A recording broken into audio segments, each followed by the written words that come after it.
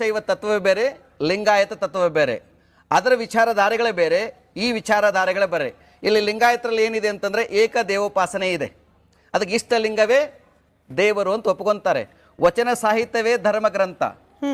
ಬಸವಾದಿ ಶರಣರ ಐಕ್ಯ ಸ್ಥಳಗಳೇ ಧರ್ಮ ಕ್ಷೇತ್ರಗಳು ಅಂತ ಲಿಂಗಾಯತ ಫಿಲಾಸಫಿ ಹೇಳ್ತದೆ.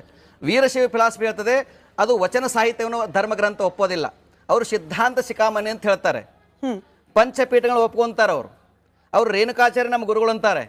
ಸೊ ತತ್ವ ಬಂದಾಗ ಅದು ಬೇರೆ ಇದು ಬೇರೆ. Philosophical there two different philosophies, but when it comes society we are all one.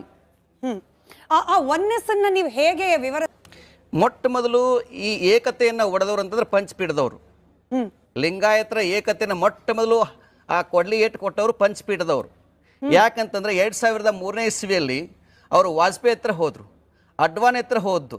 ಏಕ ಹೋದ್ರು ಅಂತಂದ್ರೆ ನಾವು ದಲಿತರು, ನಾವು ಬೇಡ ಜಂಗಮರು, ನಮಗೆ SC ಸರ್ಟಿಫಿಕೇಟ್ ಕೊಡಿ ಅಂತ ಕೇಳಿಕ್ಕೆ ಹೋದರು. ಇಡೀ ಕರ್ನಾಟಕದಲ್ಲಿ ಅವರನ್ನು ಗುರು ಅಂತ ತಿಳ್ಕೊಂಡು ಪಲ್ಲಕ್ಕಿಲಿ ಹೊತ್ತುಕೊಂಡು ಅಡ್ಡ ಪಲ್ಲಕ್ಕಿಯನ್ನು ಮಾಡ್ತಾಯಿದ್ರು ನಮ್ಮೆಲ್ಲ ಭಕ್ತರು. ಲಕ್ಷಾಂತರ ಹಣವನ್ನು ಕೊಡ್ತಾ ಇದ್ರು, ಬೆಳ್ಳಿ ಬಂಗಾರ ಕೊಡ್ತಾ ಇದ್ರು. ಅಂಥವರು ಅಖಂಡ ಲಿಂಗಾಯತರಿಗೇನು ಮೀಸಲಾತಿ ಕೇಳಿಲ್ಲ. ಅವರು ರಿಸರ್ವೇಷನ್ ಕೇಳಿದ್ದಂತಂದ್ರೆ ನಾವು ಬೇಡ ಜಂಗಮರು. ಯಾರು ಬೇಡ ಜಂಗಮರು ಅಂತಂದ್ರೆ ಆಂಧ್ರ ಪ್ರದೇಶದಲ್ಲಿ ಮಾಂಸಾಹಾರಿಗಳವರೆಲ್ಲ, ಇಲಿಗಳನ್ನು ತಿನ್ನೋರು, ಹಂದಿಗಳನ್ನು ಮಾಂಸ ಸೇವನೆ ಮಾಡೋರು, ಅವರು ಬೇಡ ಜಂಗಮರು. ಅವರೇ ನಾವು ಅನ್ನಕ್ಕೆ ಶುರು ಮಾಡಿದ್ದಾರೆ ಇವರು. ಆವಾಗನೇ ಈ ಸಮಾಜದಲ್ಲಿ ಒಡಕ್ ಶುರು ಆಗಿದ್ದು. ಆವಾಗನೇ ನಮ್ಮ ಪಂಚಾಯತ್ ಇದ್ರ ಬಗ್ಗೆ ಹೆಚ್ಚಿನ ಪ್ರಾರಂಭ ಆಗಿದ್ದ. ಹೌದೌದು, 2003 ಶುರು ಆಗಿದ್ದು.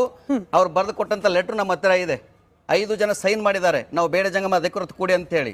ಆವಾಗಲೇ ಕರ್ನಾಟಕದಲ್ಲಿ ಮೀಸಲಾತಿ ಶುರು ಆಗಿದ್ದು. ಆವಾಗನೇ. ಆದ್ರೆ ಈ ಪಂಚಪೀಠಗಳು ಪ್ರತಿನಿಧಿಸೋದು ಕೇವಲ ಬೇಡ ಜಂಗಮರನ್ನಲ್ಲ ಅಲ್ಲ ಆದ್ರ ಕಡೆ ಒಳಗಡೆ ಅದೇ ಗುಣ ಇದೆ ಅವರಿಗೆ. ಅದನ್ನ ಪ್ರತಿನಿಧಿಸೋದು ಎಲ್ಲರೂ ಅಂತ ತಿಳ್ಕೊಂಡಿದ್ದೀವಿ ನಾವು ಕೂಡ. ಇವ್ರು ಎಲ್ಲರ ಗುರು ಅಂತ ತಿಳ್ಕೊಂಡಿದ್ದೀವಿ. ಅವ್ರು ಎಲ್ಲರ ಗುರು ಆಗಲಿಲ್ಲ, ಸ್ವಜಾತಿ ಗುರುಗಳಾದ್ರು. ಹಾಗಾಗಿನೇ ಪ್ರತ್ಯೇಕ ಪಂಚಮಸಾಲಿಗಳ ಪೀಠ ಆಗ್ಲಿಕ್ಕೆ ಶುರು ಆಯ್ತು. ಇಲ್ಲ